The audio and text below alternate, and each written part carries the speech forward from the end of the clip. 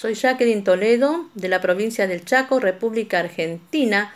Voy a exponer sobre los principios bíblicos y teológicos del Ministerio de Liberación, unidad número 1, realidad del reino de las tinieblas. Para hablar sobre el Ministerio de Liberación, debemos reconocer que el reino de las tinieblas es una realidad. ¿Sí? Pero, ¿qué nos da luz? ¿Qué nos da luz a nosotros los evangélicos para considerar que el reino de las tinieblas es real? Es una realidad, la palabra de Dios. En la palabra de Dios encontramos una variedad de principios bíblicos que avalan la existencia del reino de las tinieblas, ¿sí? Y también nos concientizan acerca del peligro que ella representa para el pueblo de Dios, el desestimar su existencia. También nos permiten reconocer al enemigo, ¿sí? Reconocerlo más profundamente a los efectos de que nuestra batalla, al momento de contender, lo identifiquemos, porque no podemos ser efectivos o no podemos pelear contra alguien que no conocemos, ¿sí? Entonces, las bases bíblicas nos aportan esas herramientas para concientizarnos acerca de la existencia y la realidad del reino de las tinieblas y tener una panorámica más profunda de ese reino, de esos componentes de ese reino de las tinieblas. El reino de las tinieblas está muy bien conformado, muy bien confirmado, muy bien organizado, ¿sí? Tiene en su interior una organización jerárquica, y lo sabemos por la palabra de Dios, porque Efesios 6:12 dice que nuestra lucha no es contra carne y sangre, sino contra principados, potestades, gobernadores de las tinieblas, huestes espirituales de maldad en las regiones celestes.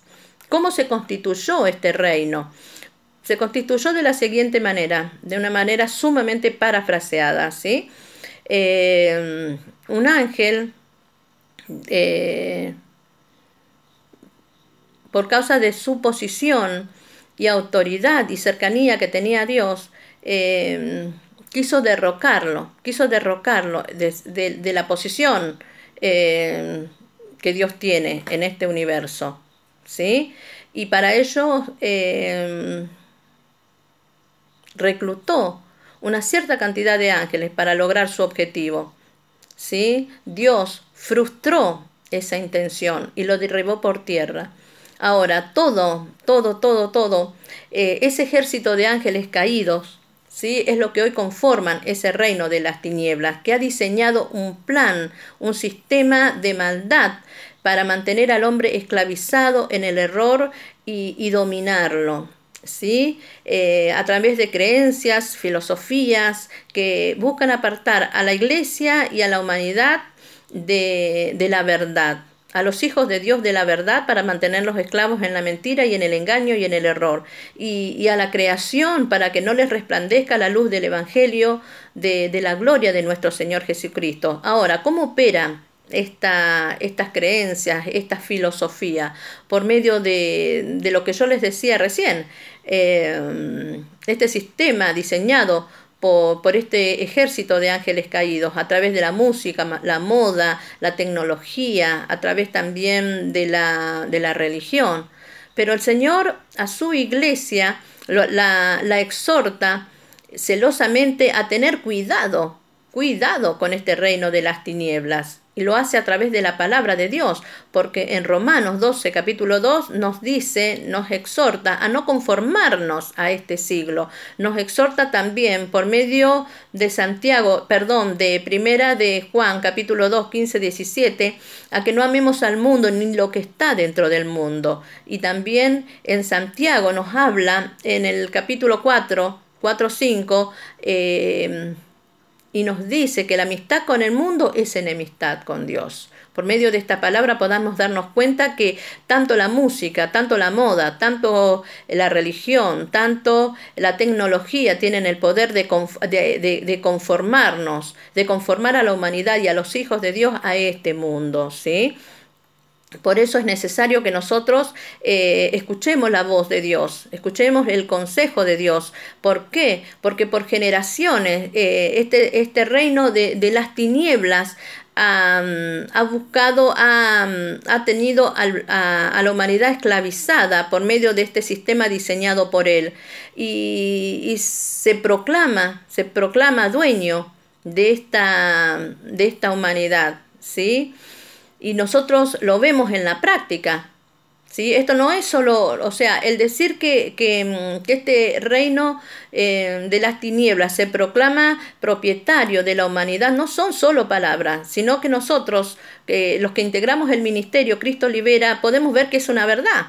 Porque en los actos de liberación que hacen los ministros de Cristo Libera, podemos ver que las personas ministradas, muchas veces el enemigo dice que les pertenecen. Este es el argumento número 1 que expone cuando se enfrentan con los ministros, que en el nombre de Jesús los escuchan, ¿sí? Y los expulsan. Entonces, ¿cómo nosotros como iglesia, cómo nosotros como hijos de Dios, no vamos a tomar el consejo de Dios de apartarnos de ese reino de las tinieblas que tanto mal hace?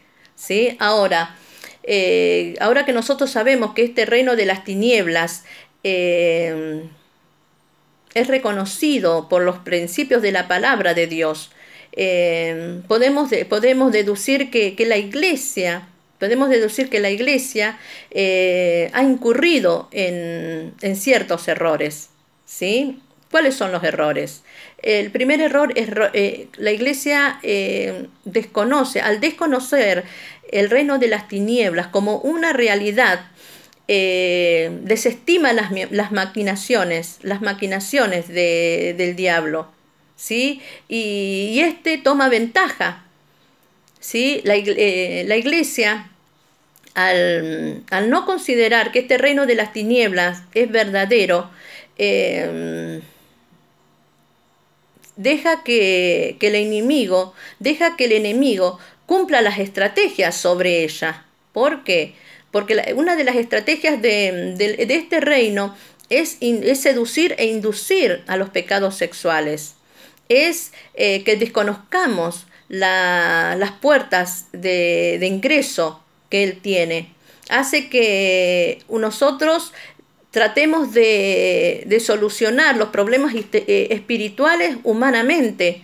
Hace que la iglesia, en su labor por libertar, lo haga teniendo en cuenta, transgrediendo los principios del reino de Dios, o yendo a libertar en función de la desobediencia, de la rebeldía, de la división, de la crítica, de la murmuración. Es decir, hacer libre a otros infundidos por principios satánicos, digamos, ¿sí? Este es uno de los errores que le acontecen a la iglesia. Al desconocer esta realidad, que el reino de las tinieblas es una realidad, hace que el enemigo, que ha diseñado un plan perfecto para destruirlo, lleve a cabo su plan, lleve a cabo sus estrategias, ¿sí? Ahora, sabiendo nosotros que la iglesia ha cometido comete errores, al desconocer este reino de las tinieblas, habría que hacer una evaluación de los daños, ¿sí? Y para hacer una evaluación de los daños es posible citar este pasaje que está en Efesios capítulo 6, ¿sí? Del 10 al 13, donde dice que la orden de Dios es que nosotros nos esforcemos, ¿sí? En el poder de su fuerza. Segundo, que nos vistamos con la armadura de Dios, que tomemos la armadura de Dios. ¿Por qué? ¿Por qué la orden divina o la orden de Dios es fortalecernos en el poder de su fuerza? ¿Por qué vestirnos con la armadura de Dios? ¿Por qué tomar la armadura de Dios? porque es lo que nos permite estar firme contra las acechanzas del diablo. Es lo que nos permite que podamos resistir en el día malo contra los principados, potestades, gobernadores de las tinieblas, huestes espirituales de maldad. ¿Sí? Y habiendo pasado todo, estar firme. Ahora, ¿estamos firmes? ¿Estamos firmes como iglesia? Este pasaje de las Escrituras nos permite hacer una retrospección con nuestra vida, ¿sí? Una introspección también, para poder hacer una evaluación. Si estamos firmes, si estamos en santidad, si estamos en pureza de corazón, si estamos sirviendo, si estamos libertando a los cautivos, podemos ver que estamos firmes. Pero si no, tenemos que ver que hemos sido infiltrados por el enemigo. Hemos sido infiltrados por el enemigo. El enemigo ha quebrantado nuestro sistema de defensa espiritual, ¿sí? Y hemos sido vulnerados cuando nos derribaron esas defensas que nos dio el Señor a través de su palabra, a través de ponernos la armadura de Dios. Ha sido vulnerada. Y entonces estamos contaminados, así como Balaam, ¿sí? Así como Balaam en una ocasión debía maldecir a los hijos de Dios, pero no le fue permitido, ¿sí? Quiso meterse entre el pueblo para contaminarlo. Es una buena base este pasaje de Efesios capítulo 6, versículo del 10 al 13, para hacer un examen, de cómo estamos, si estamos firmes. Si estamos firmes es porque hemos sabido usar la armadura de Dios, nos han enseñado a usarla. Pero si no estamos firmes, es una buena ocasión para que nosotros nos pongamos esa armadura de Dios para no ser una iglesia que está expuesta a un bombardeo continuo y cayendo en derrota, sino que por medio de las armas que el Señor nos dio, que son poderosas en Dios, podamos llenar nuestro corazón, nuestra mente de su palabra, ¿sí? Para que la paz que sobrepasa todo entendimiento, ¿sí? Sea guardada en Cristo Jesús. En la palabra de Dios, acá hay algo que a mí me gustó muchísimo, y lo voy a citar. Dice: existe todo un arsenal de advertencia a disposición de la iglesia acerca de esta guerra. La iglesia está expuesta continuamente a ese bombardeo, ¿sí? Está continuamente, pero acá existe todo un arsenal de advertencia a disposición de la iglesia acerca de esta guerra. Este arsenal está en 2 de Corintios capítulo 2 versículo 11, para que Satanás no gane ventaja sobre nosotros, pues no ignoramos sus maquinaciones. Santiago 4:7 nos exhorta acerca del peligro de nuestra amistad con el mundo y la necesidad de someternos a Dios y resistir al diablo. Primera de Pedro 5, del 8 al 9 dice: sed sobrios y velad, porque vuestro adversario el diablo anda alrededor rugiente buscando a quien devorar. Por eso es que nosotros tenemos que usar las armas espirituales, ¿sí? Que son poderosas en Dios. Si nosotros usamos, hermanos, esas armas que son poderosas en Dios, vamos a ser guardados. Vamos a ser guardados como iglesia y vamos a poder cumplir esa función para la cual estamos nosotros acá en la tierra. Para que un ministerio o iglesia puedan ayudar a limpiar, primero tenemos que estar limpios. Para que podamos ayudar a sanar a otros, primero tenemos que estar sanos. Para que podamos ayudar a liberar, primero tenemos que estar libres, ¿sí? Hasta acá, hermanos amados, es mi examen.